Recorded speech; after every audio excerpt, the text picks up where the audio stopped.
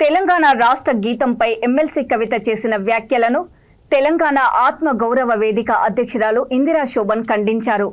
ఒక దళితుడు రాసిన పాట రాష్ట్ర గీతం కావడం ఇష్టం లేకనే కేసీఆర్ పక్కన పెట్టారని ఆరోపించారు. ఇప్పుడు ఎమ్మెల్సీ కవిత కుంటి సాకులు చెప్పడం సిగ్గుచేటుగా ఉందని అన్నారు. దళితులపై కల్వకుంట్ల కుటుంబానికి ఏనాడు గౌరవం లేదని, దళితుడు ప్రతిపక్ష నేతగా ఉన్నా జీర్ణించుకోలేకపోయారని విమర్శించారు. అలాగే టీఎస్పీఎస్సీ చైర్మన్ మహేందర్ రెడ్డిపై అవినీతి ఆరోపణలు వస్తున్నాయంటూ ఎమ్మెల్సీ కవిత జ్యుడిషియల్ ఎంక్వైరీ కోరడం హాస్యాస్పదంగా ఉందని పేర్కొన్నారు. డీజీపీగా మహేందర్ రెడ్డి హయాంలో అవినీతి జరిగిందని నమ్మితే గత ప్రభుత్వంలోనూ అవినీతి జరిగిందని ఎమ్మెల్సీ కవిత ఒప్పుకున్నట్టేనని అన్నారు. లా అయితే కల్వకుంట్ల కుటుంబంపై తక్షణమే సిబిఐ ఎంక్వైరీ కోరాలని ఇందిరా శోభన్ ప్రభుత్వాన్ని డిమాండ్ చేశారు.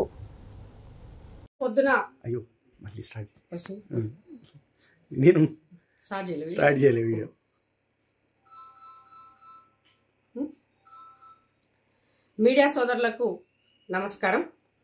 ఇవాళ కవిత గారు మీడియా ముఖంగా మాట్లాడినటువంటి మాటలని తీవ్రంగా ఖండిస్తున్నాను.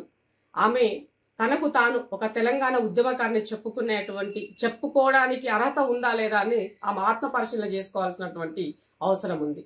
ఎందుకు ఈ మాట చెప్తున్నానంటే, జే జే హే తెలంగాణ అనేది అందశ్రీ గారు రాసినటువంటి, ఒక దళితుడిగా తను రాసినటువంటి ఆ పాట తెలంగాణ ఉద్యమంలో ఆ పాట లేనిది ఎక్కడా కూడా, ఈవెన్ ఒక చిన్న మీటింగ్ గాని ఆ ధూమ్ధామ్ గాని ఏదీ లేదు. ప్రతిదీ కూడా ఆ పాటతోనే మొదలయ్యింది, ఆ పాటతోనే ఎండ్ అయింది.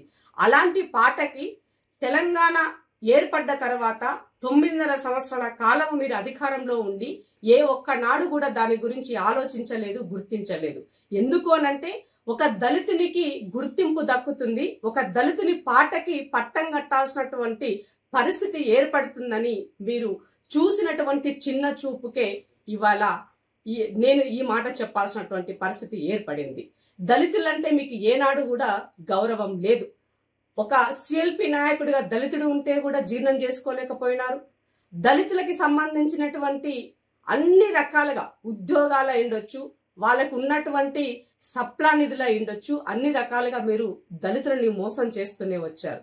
మరి వాళ్ళ కొత్తగా ఏర్పడ్డటువంటి ప్రభుత్వం ఆ పాటకి పట్టం కడితే జాతీయ గీతంగా రాష్ట్ర గీతంగా గుర్తిస్తే మీకెందుకు ఇంత అక్కసు అని అడుగుతున్నాను నేను.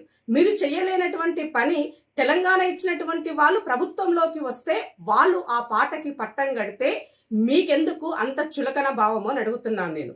నీకు చాతనైతే స్వాగతించు, గౌరవించు, లేదా